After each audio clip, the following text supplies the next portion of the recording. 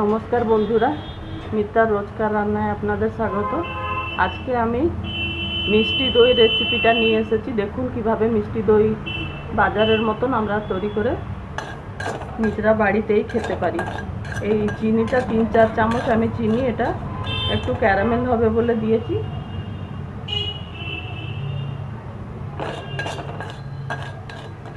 এর উপরে সামান্য অল্প একটু জল দিয়ে দেবো, 2-3 চামচ,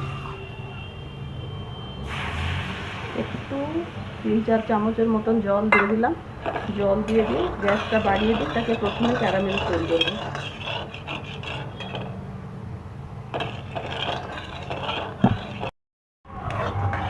এতটাই আমি রং করছি, আর বেশিটা করলে তেতো হয়ে যাবে।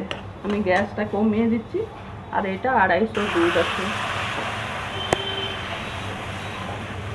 দুধের সাথে এটাকে ভালো করে নেড়ে দিলে যেখানে যেখানে যদি একটু আটকাবে, ক্যারামেলটা এই যে গোটা গোটা হয়ে রয়েছে, এগুলো এই দুধের সাথে দিলে মিশে যাবে। আবার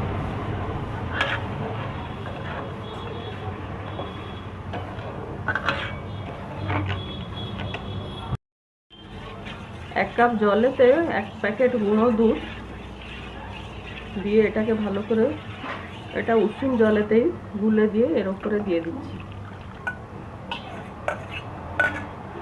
এবারে এটাকে একটু ভালো করে ফোটাতে হবে, কিন্তু খুব একটা ঘন করবার দরকার নেই, কারণ গুঁড়ো দুধ দেওয়া হয়েছে যেহেতু অনেক তাড়াতাড়ি ঘন হয়ে যাবে। এটা দুধটা ভালো করে ফুটে গেছে। এবারে আমি এতে 8 চামচ মতন চিনি দিচ্ছি।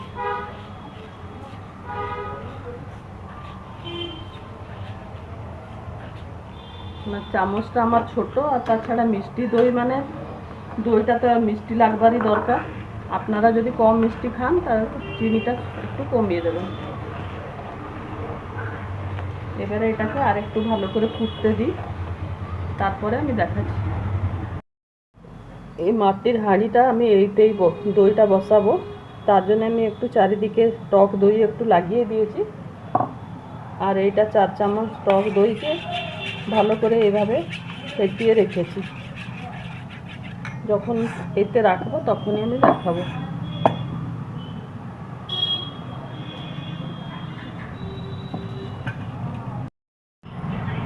দুধটা এতটাই আমি রেখেছি।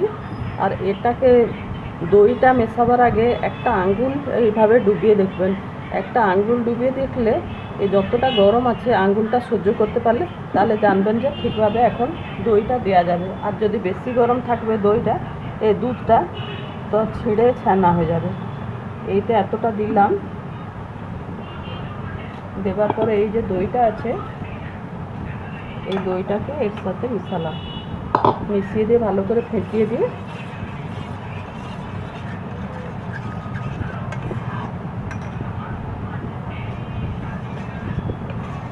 এবারে এর সঙ্গে মিশিয়ে দেবো এটাকে।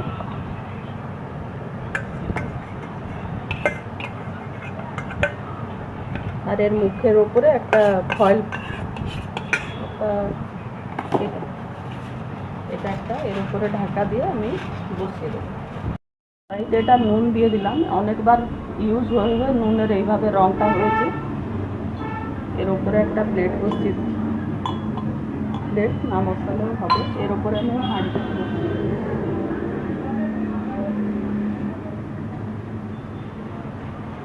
বসিয়ে দিলাম। এর উপরে স্ট্যান্ড না বসালে দিতে দেবো। প্লেটটাকে উল্টে দিয়ে ওর উপরে বসালাম, আর এইটাকে বসালাম, তার উপরে একটা ঢাকা দিয়ে দিচ্ছি।